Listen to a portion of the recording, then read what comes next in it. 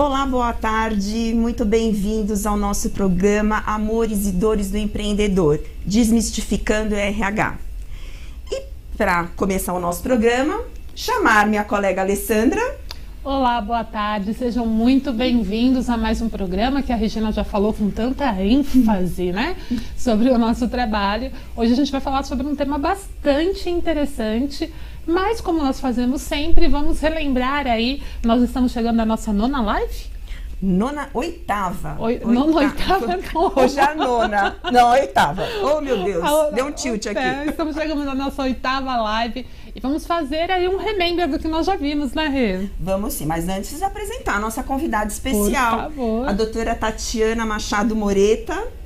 Muito bem-vinda, que prazer tê-la aqui. Obrigada pelo convite, Alessandra, Regina, é sempre um prazer estar com vocês e falar de um tema que é tão importante que às vezes as empresas negligenciam tanto esse tema, que são as contratações, e aí fazem contratações indevidas, mas vamos conversar melhor sobre isso. Pois é. Com toda certeza. Essas contratações indevidas dão um trabalho no futuro depois para a advogada e para o RH da empresa, que se vocês soubessem a dimensão, nos ouviriam mais, né, empresários? Com toda certeza. Mas vamos fazer um remember de todo esse nosso programa, já que estamos na oitava. Oitava, não nona, oitava. Então falamos de autoconhecimento e a importância de você entender como você funciona e todo o seu perfil comportamental. Na sequência nós falamos da gestão e hoje nós vamos com certeza abordar um pouquinho dessa questão de como o líder é importante também neste processo de contratação. Depois falamos de marca e como é importante você trabalhar o seu marketing pessoal, a sua imagem no mercado. E passamos então para propósito. Claro, um tema importantíssimo hoje em dia para realmente deixar muito claro quem eu sou e para onde eu quero ir e para onde a minha empresa tem como objetivo. Olha... E aí nós demos sequência nisso num tema que às vezes é o mais difícil, como encontrar profissionais. Mas antes de encontrar, como planejar o processo de recrutamento e seleção. E dentro deste processo nós deixamos de falar, e foi proposital, do processo jurídico, né? De como, dentro do meu processo de planejamento, que tipo de contratação eu quero ter.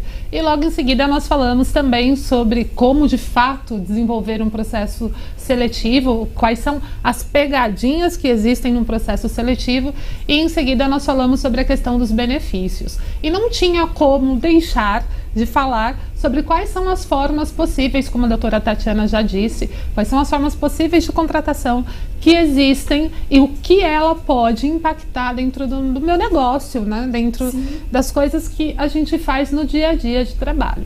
É comum dizer, é fato dizer que a probabilidade da gente pensar isso no processo de planejar é praticamente nula. Nós sempre pensa, né? Nós vamos fazer isso, nós fazemos isso na hora que o candidato está na nossa frente e fala, bom, agora eu vou te contratar. Como mesmo? Né? Pois é. E aí eu acho que vale já uma pergunta para a doutora Tatiana. Com certeza. Tati, quais são as formas possíveis hoje de contratação que nós temos, que o empresário tem, e quais são aquelas que você acha mais segura, né, que traz uma estabilidade um pouco maior para o empresário? Bom, então, Alessandra, a reforma trabalhista trouxe uma série de possibilidades de contratação, colocou na lei formas que já eram utilizadas, mas que não estavam na CLT, flexibilizou muita coisa, mas assim, o que é mais seguro? Aquilo que você faz dentro da lei, aquilo que você faz seguindo os ditames da lei. Porque se a gente tiver aquela tendência de ir só pelo vou contratar desta forma porque é mais barato, nós sempre teremos o barato que sai caro, né? Então tem que ser feito um planejamento, e no planejamento da tua vaga, quando você desenha o perfil da tua vaga, você tem que ver a forma de contratação que vai se adequar àquela vaga, ou a vaga que vai se adequar à forma de contratação que você queira fazer. Então tem que ser feito um estudo do RH em conjunto com o jurídico. O jurídico e o RH têm que estarem assim trabalhando em parceria para determinar qual a melhor forma de contratação. E mais uma vez eu repito, a forma mais segura é a que é feita de acordo com os ditames da lei. É isso aí, Tati. Na realidade, você que não tem RH dentro da tua empresa, se você não tem essa figura, seja você esse parceiro da área jurídica. Hoje nós temos vários escritórios, o da doutora Tatiana também é especializada em pequenas e médias empresas, que fazem esse tipo de trabalho. O Google, e aí vai, ela já me disse isso algumas vezes, né, mas o pai Google pode ser para a gente uma referência, não significa que ele esteja correto. Ele pode ser para nós uma referência de onde eu ir procurar determinada informação, mas quem de fato tem essa informação de forma correta é o advogado, né? Então aquelas economias que eu costumo dizer que são as economias burras, né? Exatamente. Eu vou buscar alguma coisa na internet e com isso eu abro mão do trabalho de um profissional, com certeza vai te sair caro lá na frente. E eu tenho um amigo que diz que quem paga errado paga 2 vezes, 3, 4, 5, dependendo de onde eu insisto em pagar, né? Não é? Com certeza. Eu acho que se você tiver muito claro qual é a forma de contratação que você deseja e se você tem alguma dúvida, procure o profissional adequado para isso, que é o advogado. Mas falando em contratação, hoje o que é muito comum é contratar os profissionais como CLT, mas a gente sabe que isso também custa caro, né, Tati? Hoje, quais são as vantagens e desvantagens que traz um profissional CLT, contratado como CLT para a empresa? O CLT, Alessandra, ele custa para a empresa, em média, 70% a mais do que o salário que ele ganha. E nós estamos falando mesmo nos encargos trabalhistas que envolvem um CLT, nos benefícios. Então, o CLT ele custa, em média, 70% a mais do que ele irá ganhar como salário. Então, hoje está uma tendência de se pejotizar a empresa, de querer substituir todos os empregados CLTs por prestadores de serviços PJ, né, que costumam dizer, os autônomos. Mas essas contratações elas são um pouco perigosas se não forem feitas da maneira correta. Um pouco não, eu diria que muito perigosas se não forem feitas da maneira correta. Eu concordo com você, Tati. E a Regina também há de concordar comigo, sim, né? Se a gente for resgatar as nossas lives, da segunda, eu acho, sim, que nós falamos sobre o processo de gestão. Se você vai contratar um profissional como PJ, né, pejotizando, como a doutora Tatiana colocou, o teu processo de gestão, ele precisa ser muito mais fortificado, ele precisa ser muito mais estruturado, porque sim, a gestão fará diferença nesse processo, até porque pequenas coisas dão vínculo empregatício, né, Tati? Se eu for contratar um profissional como PJ, eu preciso tomar cuidados com algumas coisas para não caracterizar o vínculo. Que coisas são essas, Tati? Então, antes da reforma trabalhista, existiam lá no artigo 3º da CLT, ainda existe, não mudou, que diz que o empregado é a pessoa física que presta serviços de natureza não eventual a empregador mediante subordinação e dependência econômica. Então, desse artigo, a gente consegue tirar 5 requisitos que deveriam ser cumulativos para um profissional ser considerado um CLT e ser concedido um vínculo empregatício a esse profissional. Com a reforma trabalhista, esses 5 requisitos caíram e ficou apenas um requisito, a subordinação. Então, se você contrata um profissional como autônomo, como PJ ou como pessoa física, como MEI, como pessoa limitada, porque as pessoas têm a gente até estava conversando sobre isso, né? Que há uma confusão e isso até um cliente recentemente me consultou. Posso contratar como MEI? MEI não é uma forma de contratação. MEI é um tipo societário. Então, você vai contratar um prestador de serviço, você pode contratá-lo como um prestador de serviço autônomo, melhor esclarecendo, você pode contratá-lo como, ele pode ter uma MEI, ele pode ter uma limitada, ele pode ter uma EIRELI, ele pode ter o tipo de empresa que for. Ele pode também até ser contratado como pessoa física, desde que ele tenha o registro como autônomo lá na prefeitura. Então, o prestador de serviço autônomo, ele pode ser contratado de diversas formas, mas tem que ter muito cuidado, porque se você tratar o seu prestador de serviço autônomo do mesmo jeito que você trata o seu empregado CLT, empregado ele vai ser considerado. Então, tem que tomar cuidado, porque na Justiça do Trabalho, o princípio maior da Justiça do Trabalho se chama primazia da realidade. Então, independente do que está no contrato, se tem um contrato de prestador de serviço ou se ele é registrado como CLT, independente do papel, o que vale é o que acontece na realidade, é a forma como ele é tratado. Então, se o seu prestador de serviço for contratado como um CLT, a justiça vai entender que ele é um CLT e vai conceder o vínculo empregatício.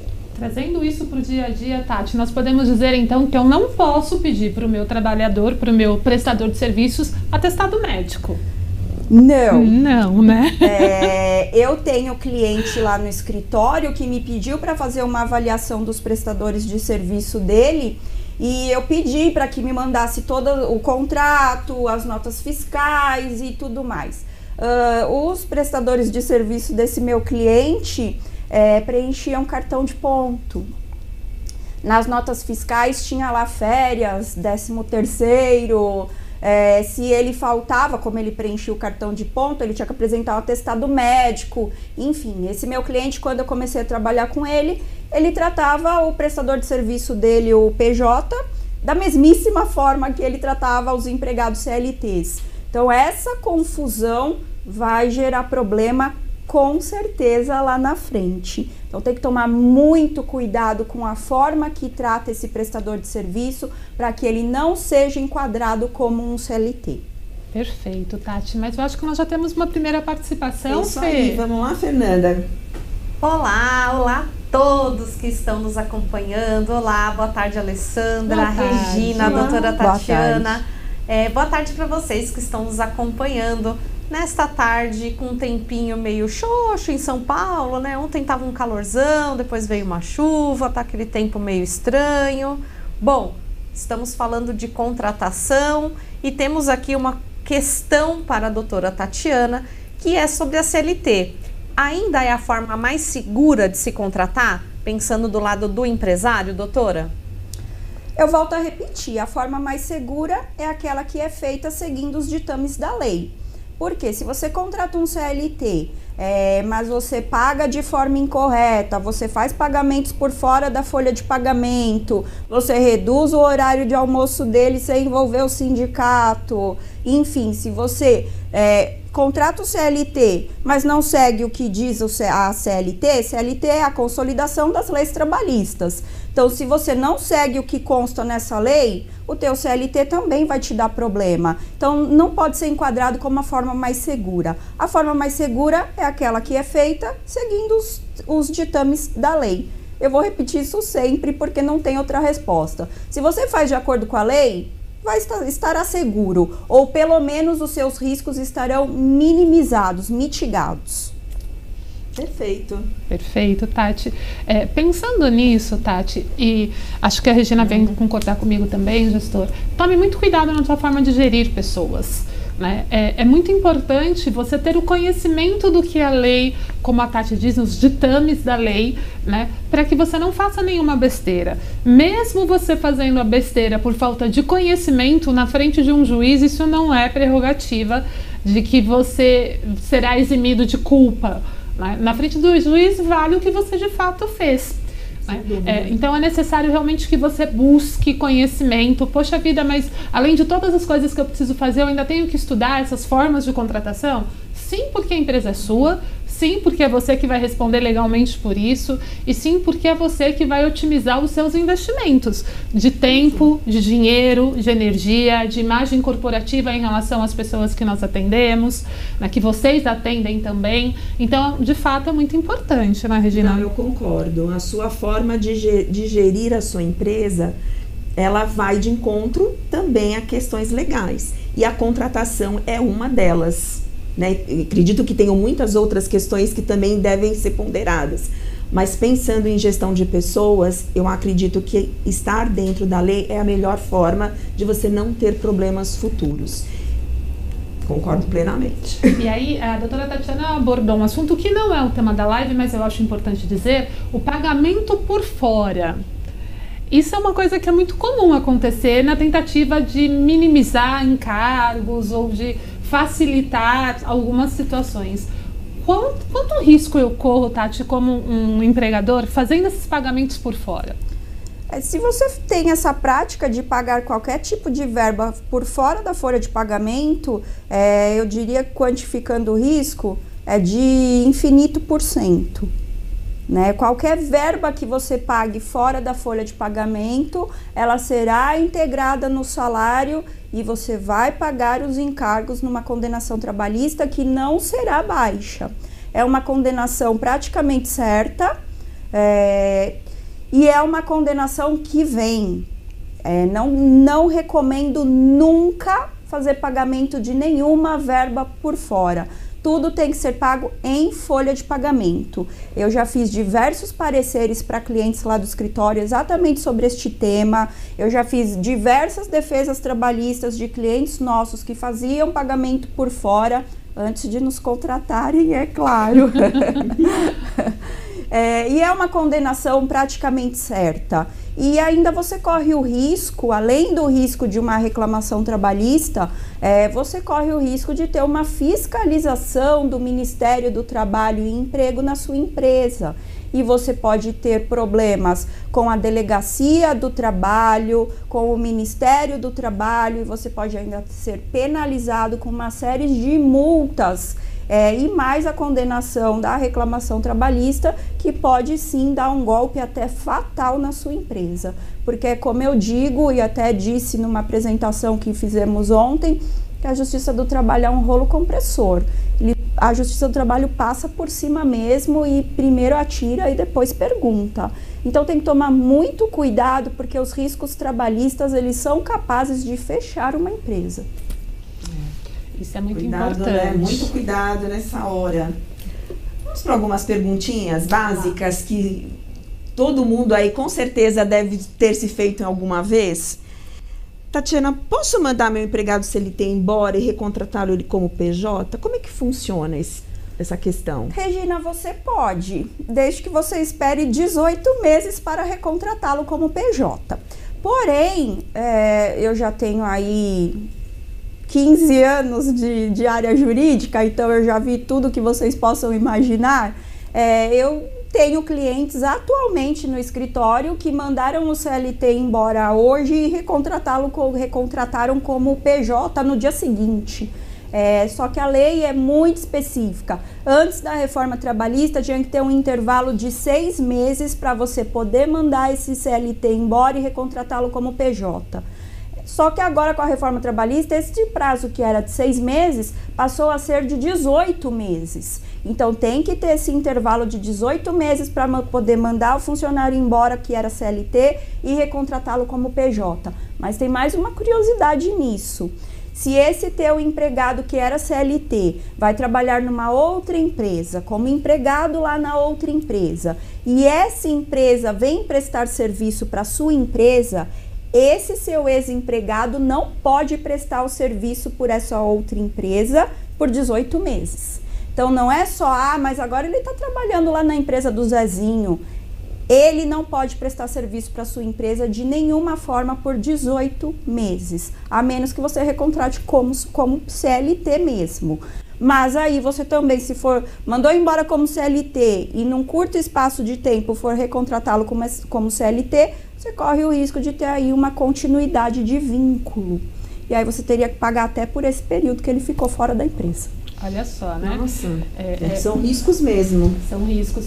E algumas pessoas, quando vêm me procurar, né, Tati, porque o nosso trabalho, como você disse, anda bem próximo, fala assim, mas se eu tiver uma gestão bacana, se eu tiver uma proximidade legal, a probabilidade dele entrar na justiça requerendo alguma coisa é pequena.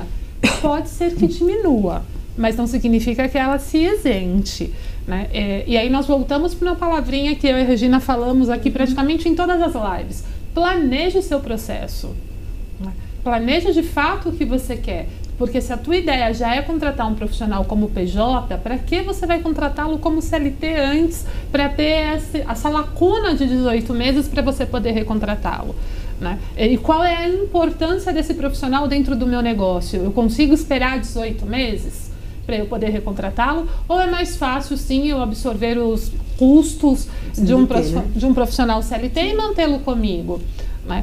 Então, o planejamento para vocês é muito importante. Não tem como fugir disso. Essa palavrinha não vai nos abandonar até o final de todas as lives. Precisamos de planejamento em todas as etapas. Mas eu ainda fiquei curiosa com essa questão. E se o empregado pedir demissão e ele quiser ser contratado como PJ, Tatiana, como fica? Eu tive que responder essa pergunta semana passada para um cliente lá do escritório que me perguntou exatamente isso. E aí eu até fui estudar essa questão, como que estava isso na justiça. A lei fala que eu não posso demitir o meu funcionário como CLT e recontratá-lo como PJ.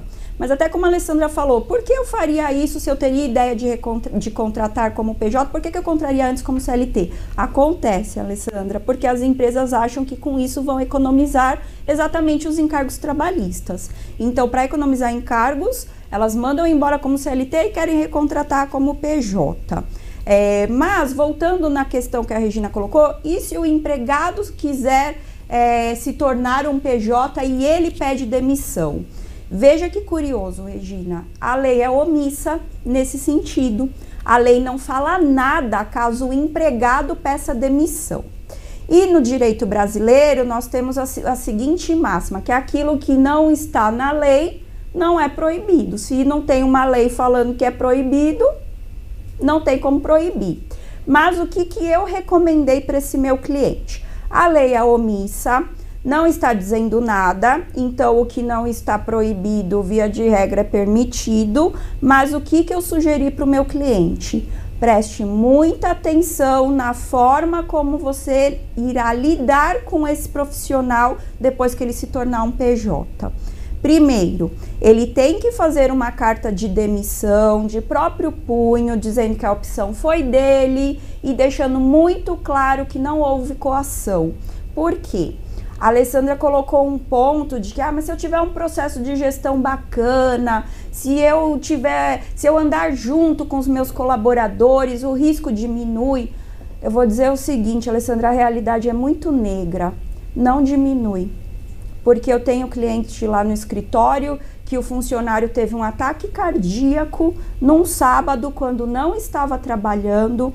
O meu cliente deu toda a assistência, apesar de não ser uma doença ocupacional, de não ter ocorrido dentro da empresa, pagou hospital, pagou internação, deu toda a assistência para esse empregado, se colocou totalmente à disposição e esse empregado entrou com uma ação trabalhista contra ele e ainda alegou que tinha sofrido esse ataque cardíaco por conta da pressão no trabalho. Então, assim, as coisas funcionam bem enquanto está tudo bem. Né? Só que aí o empregado é mandado embora ou até resolve sair por conta própria por qualquer tipo de descontentamento, ele fala que ele foi coagido a fazer aquela carta de demissão, que ele nunca quis se tornar um PJ, então tem que tomar muito cuidado para que, retomando a resposta à pergunta, para que esse seu PJ não continue sendo tratado como um empregado. Então diferencie bem a forma da prestação de serviço dessa pessoa, não cobre mais horários, não cobre metas, não pague férias, não pague 13º, não dê benefícios que são inerentes a empregado CLT. Então tem que ter uma diferença muito clara de quando ele era CLT para quando ele virou PJ. Mas isso nós estamos dizendo caso o empregado peça demissão, que a lei é omissa, como eu já disse. Caso a empresa demita, aí tem que realmente esperar esse prazo de 18 meses, porque esse prazo está expresso na lei. E, Tati, pegando essa questão de desligamento, com a nova legislação, com a nova reforma, existe a possibilidade da empresa fazer um acordo com o profissional, legalizou-se a questão do acordo, para que ele possa receber parte dos direitos que ele teria num processo de desligamento. Esse acordo é permitido para eu saio de CLT, faço esse acordo e me transformo num PJ dentro da organização? Não, aí essa modalidade que você está dizendo de demissão é a demissão de duplo consentimento, onde ambas as partes quiseram, e aí não é nem um acordo propriamente dito, é uma demissão que eu quis ser mandado embora e você me mandou embora. Então, a multa do fundo de garantia ela é reduzida pela metade, você só consegue acessar 80% do fundo de garantia e você não tem direito ao seguro-desemprego. Mas é uma modalidade de rescisão normal, não precisa entrar na justiça, nada disso. Mas tem agora a possibilidade de um acordo extrajudicial trabalhista, que é quando ficou alguma verba que não foi paga, uma comissão que é paga por fora, ou uma hora extra que a tua empresa deixou de pagar, e aí que o funcionário poderia entrar com uma reclamação trabalhista para requerer essas verbas, mas ao invés disso ele já entra num acordo com a empresa, entra lá na justiça com o acordo feito. Esse acordo deveria funcionar bem, infelizmente não funciona. Porque se o empregado entra com uma reclamação trabalhista e você faz um acordo com ele lá na mesa de audiência, o juiz dá quitação geral do contrato de trabalho e aquela pessoa não tem mais nada para reclamar contra a empresa. Mas se a gente entra com esse acordo já feito, se a gente já entra com essa ação de acordo extrajudicial, que eu fiz um acordo desse há 15 dias atrás, o próprio conciliador fala para o reclamante que só está quitando as verbas que constam exatamente ali naquele acordo, mas que se tiver qualquer outra coisa que ele queira entrar com uma ação trabalhista, que ele pode entrar. Então é um acordo que não funciona bem, infelizmente. Então são duas coisas que nós estamos falando diferente. A demissão por duplo consentimento e o acordo extrajudicial trabalhista. Então tem essas duas modalidades aí. E nenhuma dessas duas modalidades podem me trazer consequências negativas se eu tenho um profissional CLT e passo a contratar esse profissional como prestador de serviços. Complementando, né, que você tinha feito essa questão mesmo no final. Se você usar esta modalidade da demissão por duplo consentimento, aí vale os 18 meses de intervalo, porque você também está mandando embora, né? Você está mandando embora com menos direitos, mas é uma demissão. E aí sim você tem que esperar os 18 meses. Entendi, mas eu acho que nós temos mais uma pergunta. Isso mesmo, vamos lá com a Fernanda. Vamos lá, mais uma participação para a doutora Tatiana. Como funciona a contratação de autônomo, doutora? O que caracteriza essa forma de contrato? Bom, o autônomo é o profissional que hoje você pode contratá-lo para qualquer função dentro da sua empresa. Antes de 2017, você só podia terceirizar um serviço que fosse relacionado à atividade meio da sua empresa, não à atividade fim.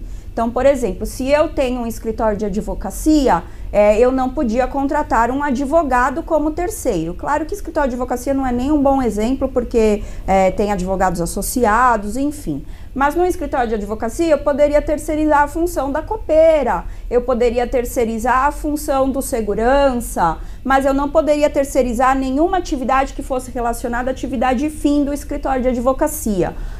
Num escritório de contabilidade, eu não poderia terceirizar um contador. Eu poderia terceirizar as atividades, como faxineiro, copeiro, segurança, mas numa empresa de limpeza, aí eu já não poderia terceirizar a faxineira, né? Porque ela é relacionada à atividade fim da empresa. Porém, em 2017, até antes da reforma trabalhista, veio a lei da terceirização. E aí foi permitido terceirizar qualquer atividade da empresa, desde que você faça de acordo com a lei para que não configure vínculo empregatício. Então, o autônomo, ele tem que ser tratado como o próprio nome diz, com autonomia. Então, ele decide o horário que ele trabalha, ele não tem 13º, ele não tem férias, ele recebe pelos serviços efetivamente prestados e ponto. Mas ele tem autonomia. Ele não tem que te pedir permissão para ir no médico, ele não tem que seguir as suas ordens. Aí você fala, mas como que eu vou ter um prestador de serviço dentro da minha empresa se eu não posso determinar o que ele vai fazer? Você pode passar diretrizes do que você espera do trabalho dele, Qual o resultado que você espera? A forma como ele vai te trazer esse resultado, aí é ele quem decide. Você pode determinar, eu quero este resultado neste prazo. E aí ele que vai definir se ele vai trabalhar de sábado, de domingo, de madrugada, enfim, ele é autônomo, ele tem que ter autonomia. A carga horária dele e tudo mais. E Tati, você falando aí de algumas coisas me chamou a atenção, né? Por exemplo, eu não posso pagar férias, 13º, nenhum tipo de benefícios para esse profissional. Mas eu posso fazer um acordo com ele de incluir, aumentar o valor mensal, não discriminando que seja isso, mas colocando, olha, vamos supor, você receberia R$1.000, eu vou te pagar 1.200. Essa diferença de R$200, desde que seja um acordo verbal, também faz parte de possível parte de 13º proporcional, férias proporcional, vale refeição, vale transporte. Isso é viável? Eu não colocaria nesses termos, porque aí a gente está falando que mesmo verbalmente a gente está tentando fazer uma fraude, né? A gente tem que pensar que quando a gente está contratando um prestador de serviço PJ, ele é uma empresa. Então você tem que colocar lá o trabalho que você precisa e ele tem que te falar o quanto ele cobra por aquele trabalho. Ou você fala, olha, eu tenho tanto para te oferecer por esse trabalho. E aí ele tem que ter a programação dele do quanto desse valor de remuneração que ele vai receber, porque autônomo não recebe salário, ele tem que determinar dentro dessa remuneração o quanto que ele vai direcionar para as férias dele, o quanto ele vai direcionar para a previdência dele. Ele é autônomo, ele recebe aquela remuneração pelo trabalho efetivamente prestado e ele que decide a destinação que ele vai dar para essa remuneração. Okay. Ou seja, ele pode justamente já negociar esse valor contendo esses benefícios que ele determinou. Que ele mesmo determinou e ele vai administrar como pessoa jurídica. Exatamente. Isso aí. E aí é muito importante falar de uma questão que a gente ainda não abordou, que é o contrato, né, Tati? Qual é o tipo de acordo que eu faço com esse profissional no momento da contratação? E o quando eu não faço, o que pode acontecer? Então, explica para nós, Tati, qual a importância de ter esse contrato num trabalho PJ, num trabalho autônomo, e quais são as cláusulas que eu não posso deixar de pensar na hora de fazer um contrato? Contrato é importante sempre, Alessandra. Nenhuma negociação dentro da empresa deveria ser feita sem contrato. Todavia, eu sempre recebo perguntas de clientes falando, eu preciso ter um contrato? Ele é um MEI, eu preciso ter um contrato? Sim, você precisa ter um contrato. Por quê? O que é combinado não sai caro. Aí você fala, muitos advogados vão falar, mas tem um contrato verbal. Como que você prova a existência de um contrato verbal? Não é? Você combinou uma remuneração com aquele prestador de serviços, só que foi verbal, né? Não tem nada escrito, não tem nada formalizado, e aí ele entra na justiça pedindo um vínculo empregatício. Com qual documento você vai fazer a defesa? Com qual documento você vai contra-argumentar o que aquela pessoa está alegando? Então, assim, tem que ter o contrato, é imprescindível ter um contrato de prestador de serviço autônomo, contrato de prestação de serviço, contrato de trabalhador autônomo, enfim, independente do nome que se dê, precisa ter um contrato constando as partes, a qualificação das partes, qual vai ser o objeto do trabalho, qual é o prazo de entrega, se é por prazo determinado ou indeterminado, qual vai ser a remuneração, enfim, o contrato quanto mais detalhado, melhor. E não adianta pegar contrato no Dr. Google, né? Eu costumo dizer que de médico louco e advogado, todo mundo tem um pouco. Então, assim, você vai lá, pega um contrato no Google e aquele contrato ele não é adequado à realidade da sua empresa, à realidade daquela prestação de serviços. Então, o contrato ele precisa ser elaborado de forma técnica por um profissional habilitado, que é o advogado. E precisa ter contrato. Contrato verbal vai te colocar em risco, porque numa eventual ação trabalhista você não tem nem documento para juntar nessa defesa. Isso é importante lembrar, porque geralmente nós falamos, comigo isso não vai acontecer. Isso acontece com meu amigo, isso aconteceu com o vizinho, mas comigo não vai acontecer. E aí quando acontece, diz que não tem sorte. Mas eu não tive sorte neste processo. Na realidade, nós voltamos novamente para a questão do planejamento. Poxa, é caro fazer um contrato hoje se você não tem uma assessoria jurídica, fazer um contrato específico para uma prestação de serviços? O que é caro? É caro eu ter uma garantia que vai me trazer uma certa segurança, ou é caro eu ficar sempre na instabilidade de que aquele profissional, quando sair, pode me colocar na justiça? Pode ser que não aconteça, mas e se acontecer? Você está preparado para pagar o custo disso? Porque aí deixa de ser investimento e passa a ser custo. Um investimento num contrato de trabalho, para mim, não é custo, é investimento. Agora, o investimento numa verba rescisória, numa verba trabalhista, já deixou de ser investimento, é custo. E custo porque eu não planejei direito, custo porque eu não olhei para isso com carinho, com cuidado, porque a gente sempre acha que acontece com o outro, mas com a gente não. Né? Então, se preparem, tenham de verdade um parceiro jurídico junto com vocês, mesmo que sejam para processos pontuais, mas busque auxílio.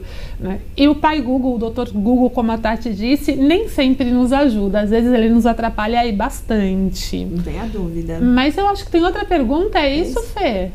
Vamos lá, estamos falando de contrato e por falar em contrato, doutora, como funciona o contrato de trabalho intermitente? Esse é um contrato, Fernanda, que ele é um pouquinho diferente. A pessoa é contratada como CLT, mas ele não tem aquela jornada de trabalho de segunda a sexta-feira ou de segunda a sábado, enfim. É um contrato que ele tem uma intermitência, ou seja, a pessoa é chamada para períodos em que a empresa precisa daquela pessoa. No entanto, ele é um CLT, tem que ser registrado na carteira dele como trabalhador intermitente. A empresa deve convocá-lo com 3 dias de antecedência e ele tem até 1 dia útil para aceitar essa convocação ou não. Então, ele pode recusar esse trabalho, ele pode recusar essa convocação. Por que que ele pode recusar? Porque nessa forma de contratação, ele pode prestar serviço para outras empresas. Ele não é impedido disto, tá? E aí, mais uma peculiaridade desta forma de contratação é que o valor hora desse profissional tem que ser igual ao profissional regular que trabalha na modalidade regular de segunda a sexta. Então, o valor hora dele tem que ser igual do profissional CLT regular. E todas as verbas trabalhistas têm que serem pagas imediatamente após o término da prestação de serviço. Então, aonde que é mais utilizada essa forma de contratação? Em bares, em restaurantes, em lojas que tem um pico maior de atendimento aos finais de semana, por exemplo. Então, esse trabalhador intermitente, ele é um trabalhador CLT, mas precisa ter esse espaçamento aí de chamados para se considerar como um intermitente. Bacana, Fê. Acho que tem mais uma pergunta aí, né, Fernanda? Vamos lá, estamos animados por aqui nas redes sociais. Bom, o que caracteriza a CLT Flex, doutora? Então, embora muitos achem que a CLT Flex é uma forma de contratação, eu costumo dizer que CLT Flex, a expressão CLT Flex é nome novo para uma fraude antiga. O que é uma CLT Flex? Você contrata um profissional, registra, tudo bonitinho, e aí você coloca lá no holerite dele que ele é contratado e ele é remunerado, que o salário dele é de R$1.000. Só que você paga 10 mil fora da folha de pagamento. E aí você paga como direitos autorais, como ajuda de custo, enfim, você paga tudo por fora da folha de pagamento. Então você coloca lá R$1.000 na folha de pagamento, que é o valor que você vai recolher os encargos trabalhistas, e todo o restante da remuneração dele você dá outros nomes XPTO que você inventar, porque o empresário é bem criativo. E aí você paga tudo por fora. E isso é considerado CLT Flex. É o trabalhador que é um CLT, mas recebe outras verbas por fora a fim de fraudar a CLT. Mas pegando um gancho até, meninas, se vocês me permitirem, um cliente recentemente me fez a seguinte pergunta. Um trabalhador CLT, ele pode também prestar serviço para mim como PJ, ou seja, uma contratação mista? E o que eu respondi para esse meu cliente, que aí até poderia ser entendido como um CLT flex? O CLT, ele pode ter uma atividade empresária paralelamente. E ele pode prestar serviço para sua empresa, mesmo que ele seja seu empregado CLT, desde que em atividades completamente distintas, tá? Por exemplo, um profissional que é um telefonista. Durante o dia ele atende o telefone lá no escritório. Só que ele tem uma empresa de pintura. E ele pode ir lá à noite fazer a pintura da sua empresa porque você contratou a empresa dele. Então, assim, tem que ser em atividades totalmente distintas e não fazendo no mesmo horário em que ele está prestando serviço como CLT. Então, a CLT Flex é isso, né, que eu expliquei, do profissional que ganha o salário em folha de pagamento e o restante do salário por fora da folha de pagamento. É um jeito de burlar a CLT. É muito utilizado este modelo de CLT Flex, hoje nem tanto, porque tem as outras formas de contratação, mas era muito utilizado por empresas de tecnologia da informação. Então, o que essas empresas costumavam fazer? Contratava o profissional, colocava lá na carteira dele, no registro, que ele ia receber R$1.000 de salário e pagavam R$9.000 de direitos autorais pelo desenvolvimento de um programa, ou colocava como ajuda de custo. Isso é fraude. Se a pessoa entrar na Justiça do Trabalho, esses R$9.000 do nosso exemplo vão ser integrados no salário e você vai ter que recolher com multa, juros, correção monetária, tudo que você pagou à margem da folha de pagamento. E eu até comentei antes, só para finalizar essa questão, que uma ação trabalhista hoje é um excelente investimento, porque numa condenação, o rendimento é de 1% ao mês, enquanto a poupança está rendendo aí 0,2%, 0,3%. Então, para quem entra com a ação trabalhista e ganha, é um excelente investimento, porque mesmo que a ação leve 5 anos na justiça, está sendo corrigido a 1% ao mês, e para o empresário é um péssimo investimento, porque vai ficar caro. Muito caro, né? Muito caro. Tati, eu tive um cliente nesse modelo CLT Flex que ele contratava o profissional como CLT e a diferença ele pedia para que o profissional emitisse uma nota fiscal. Isso ainda é comum, infelizmente. Quando o empresário faz isso, quais são os riscos que ele corre? Além de todos que você já colocou. Os riscos são esses, de ele entrar na Justiça do Trabalho, comprovar que era tudo salário, e essa diferença que emitia a nota fiscal, sim, é muito comum essa prática, de você pagar parte em folha de pagamento e parte como nota fiscal, tudo vai ser interpretado como salário.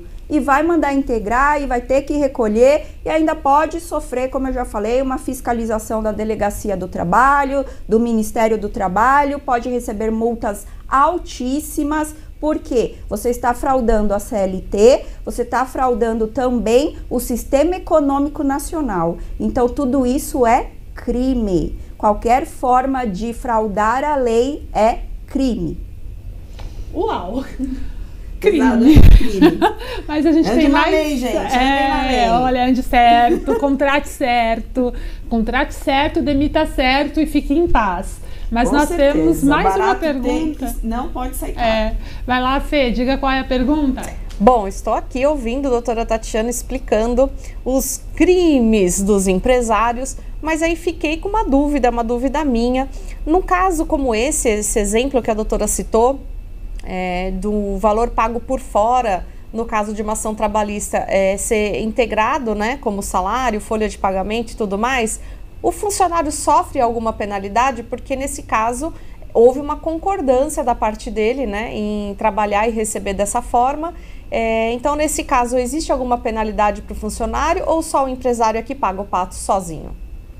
Olha, Fernanda, nós estamos no Brasil, né? No Brasil é tudo muito complicado. O funcionário deveria, sim, receber alguma penalidade. Mas, para a justiça brasileira, para a justiça do trabalho, era muito pior antes, hoje está um pouquinho menos, mas o trabalhador é considerado o hipossuficiente. Falando em bom e claro português, é o coitadinho. Então ele entra na justiça falando que ele foi coagido pelo empregador a agir dessa forma, que ele foi coagido a emitir essa nota fiscal, que ele foi coagido a receber por fora. Então assim, não conte que mas o funcionário concordou. O poder diretivo é do empregador. Você, empregador, tem que se resguardar e não contar com a boa-fé do seu empregado, porque hoje ele concorda, amanhã ele entra lá falando que ele foi coagido a receber dessa forma e como ele tinha família, tinha filhinhos para sustentar, ele não pôde agir diferente. Mas eu já fiz uma defesa trabalhista de uma pessoa que nem era CLT, ele era um PJ, que ele pediu vínculo empregatício. E ele juntou lá todas as notas fiscais que eram sequenciais. Eu pedi na minha defesa que fosse oficiada então a Receita Federal para que se apurasse todos os recebimentos que ele teve na conta dele durante todos os anos que ele prestou serviço para essa empresa. Então, se você pega um bom profissional que vai te auxiliar, como a Alessandra disse, você precisa ter uma assessoria jurídica. Às vezes ter um advogado dentro da sua empresa, um departamento jurídico dentro da sua empresa, realmente é caro. Mas hoje existem, o meu escritório mesmo presta esse serviço de terceirização de departamento jurídico. Então assim, caro é, como eu venho dizendo, já disse em outras apresentações que eu fiz, caro é apagar incêndio. Prevenir é sempre muito mais barato. Verdade. Vamos falar um pouquinho de home office? Né? Já que a gente já está no futuro do trabalho, né? Como é que funciona então o regime de trabalho em home office, Tatiana? O trabalho em home office ele já é uma realidade há anos, né? Há muitos anos que temos trabalhadores em home office. Só que agora com a reforma trabalhista, esta modalidade de trabalho consta na CLT, mas precisa ter alguns cuidados nessa contratação. Primeiro que o trabalho em home office tem que constar no contrato de trabalho desse empregador. É possível que um trabalhador regular, que trabalha lá na empresa, no trabalho presencial, seja transferido para um home office. Mas aí tem que se fazer um aditivo contratual, alterando o contrato de trabalho dele, dizendo que ele irá trabalhar em home office. Também é possível que o trabalhador em home office volte a trabalhar presencialmente na empresa, mas aí precisa ter uma comunicação de transição de 15 dias, né? Você precisa dar 15 dias aí para o empregado voltar ao trabalho presencial. O trabalho em home office ele tem que ser consensual, tanto o empregador como o empregado tem que concordar com esta modalidade de prestação de serviços, e não está sujeito a controle de jornada. Porém, quando saiu a reforma trabalhista, quando entrou em vigor a reforma trabalhista, os nossos juízes do trabalho se reuniram lá num grande congresso, que é uma associação de juízes chamado ANAMATRA, e eles editaram mais de 100 enunciados de como eles iriam interpretar a reforma trabalhista.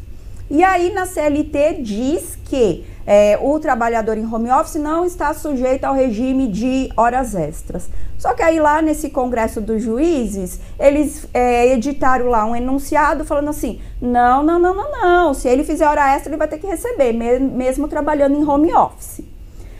E também constava no texto da lei da reforma trabalhista que os custos para você prestar esse trabalho lá dentro da sua casa, porque vai ter custos, né? Você tem que montar uma estrutura, tem custo de energia, tem custo de internet, e aí constava lá que, no texto da reforma, que esses custos ficariam pelo que fosse combinado entre o empregador e o empregado.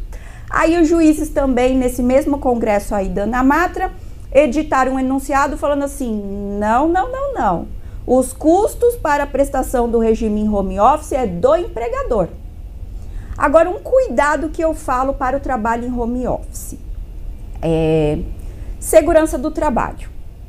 Se esse empregado pega lá o notebook dele, senta lá no sofá com o notebook dele aqui e vai trabalhar assim, ele vai ter uma hérnia de disco, ele vai ter um problema lombar e ele vai falar que ele teve uma doença ocupacional. Então tem que tomar muito cuidado com a Ergonomia, por exemplo.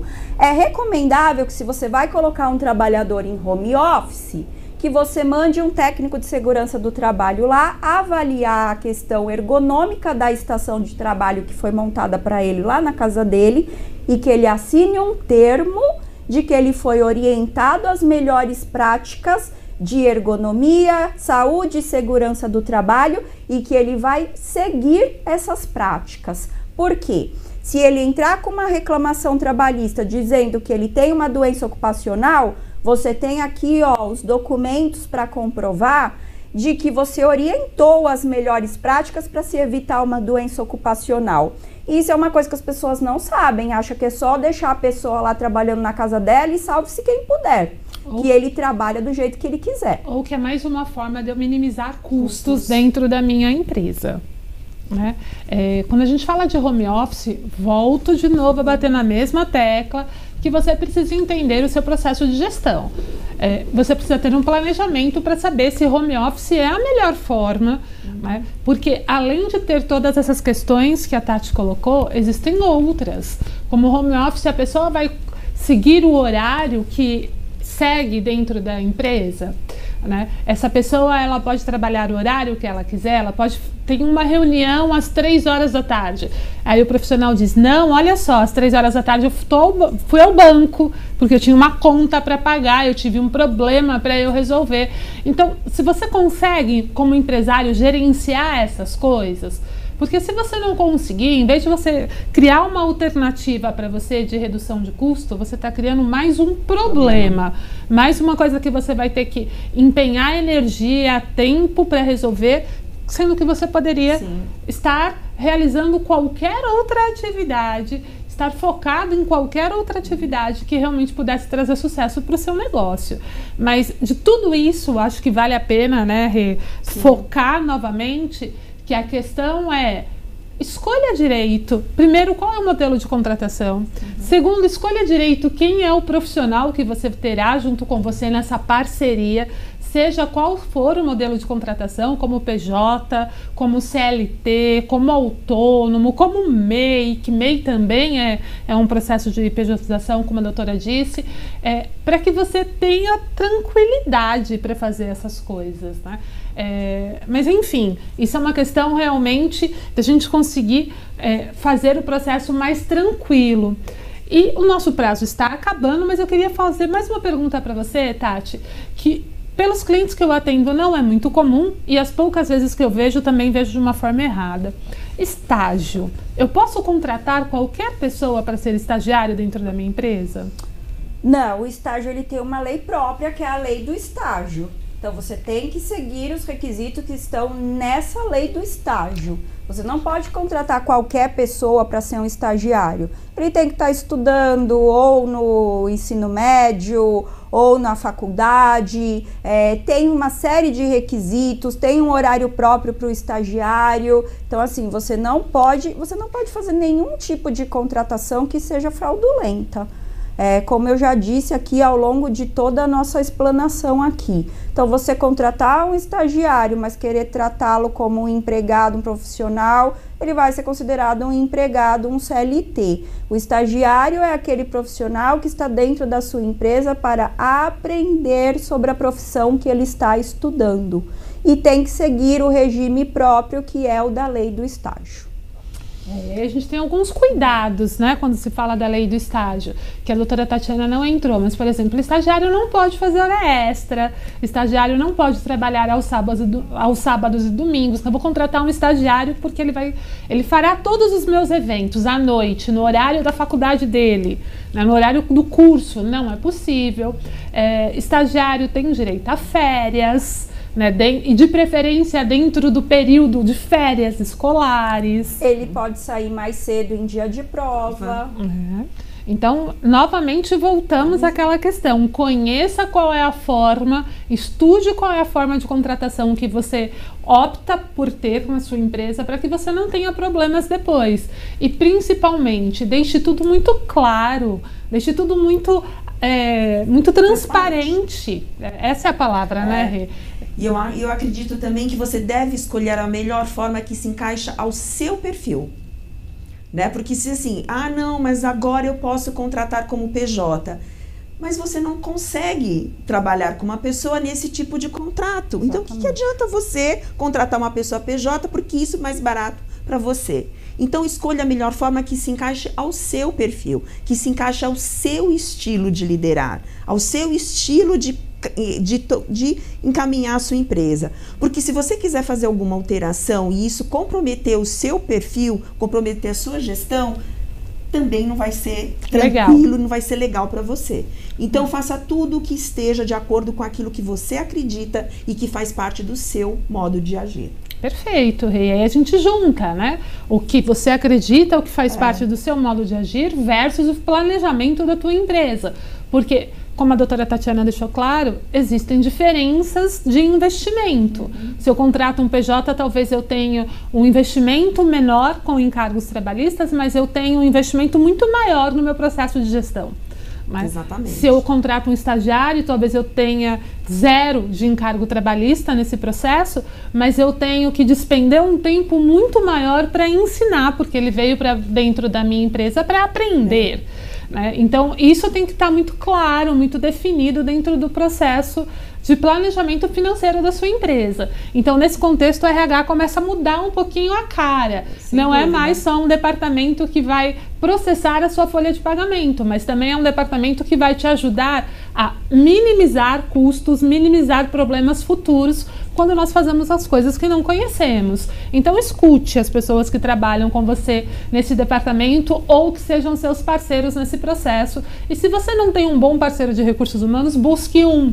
Seja ele quem for, tanto em RH, quanto na parte jurídica, quanto na parte contábil. São áreas que sim, você como empresário não precisa saber tudo. Você precisa conhecer muito bem o teu negócio. Você precisa conhecer muito bem o que você presta de serviços. Mas as outras áreas não é vergonha alguma pedir ajuda, mas para quem realmente sabe, né? Não é para o pai Google, para o doutor Google ou para qualquer outra pessoa que não tenha, de fato, uma formação adequada nesse processo. Sem dúvida. Eu acredito que você vai encontrar aquele profissional que vai se adequar exatamente ao seu perfil e ao seu tipo de trabalho.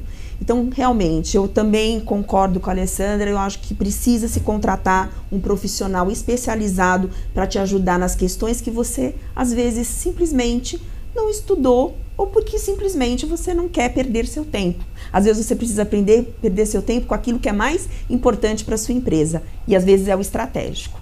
Então, deixe que os outros profissionais deem conta do recado. Afinal de contas, né, vamos fazer parcerias. Parcerias nos levam muito mais à frente. Tati, para fechar, se você pudesse, assim, super objetiva dizer pra gente... Qual é a ação mais importante, além de seguir a lei, o que seria?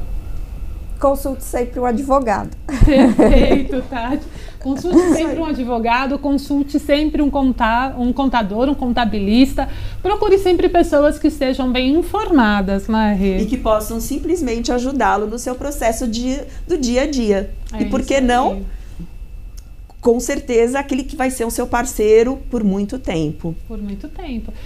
E nos procure. As nossas redes sociais estão liberadas aí para vocês, tanto da Aprimore quanto da Mover, da Machado Moreta também. A Tati é uma grande parceira nossa, que além daqui faz parte de outros projetos que nós fazemos em conjunto, que são profissionais que a gente tem segurança de indicar, como júnior da contabilidade também, né, da TF Apoio, que são pessoas que a gente sabe que vamos indicar e que vão trazer um resultado bacana para vocês, né? Mas se a gente for fazer um resumo de tudo que nós vimos até hoje, é dizer para você, existe sim condição de fazer o negócio acontecer, existe sim condição de você ter um negócio estruturado e de investir o que é justo, desde lá da frente em você se conhecer, a você ter uma marca empregadora bacana. Não é legal, né, você ter uma marca empregadora onde a pessoa vai pesquisar quantos processos trabalhistas essa empresa já teve. E acredite, esse profissional fará isso. Ele vai atrás para saber qual é o teu faturamento, quais são as ações sociais que você desenvolve ou já desenvolveu, quais foram as parcerias que você fez aí nesse processo, quantos processos trabalhistas você teve e desses processos trabalhistas quantos você ganhou, quantos você perdeu, né? E às vezes não, na maioria delas, né, doutora? A gente ainda vive numa sociedade muito paternalista. Sim. A gente ainda vive numa sociedade onde o funcionário sempre tem razão, apesar de tudo que toda a reforma trouxe e de tudo que foi colocado aqui. Então, vamos nos prevenir. Sai muito mais barato a prevenção do que a correção, né? Sim, com certeza. Prevenir é sempre melhor do que remediar. É claro que assim, a Justiça do Trabalho ela sempre foi muito paternalista.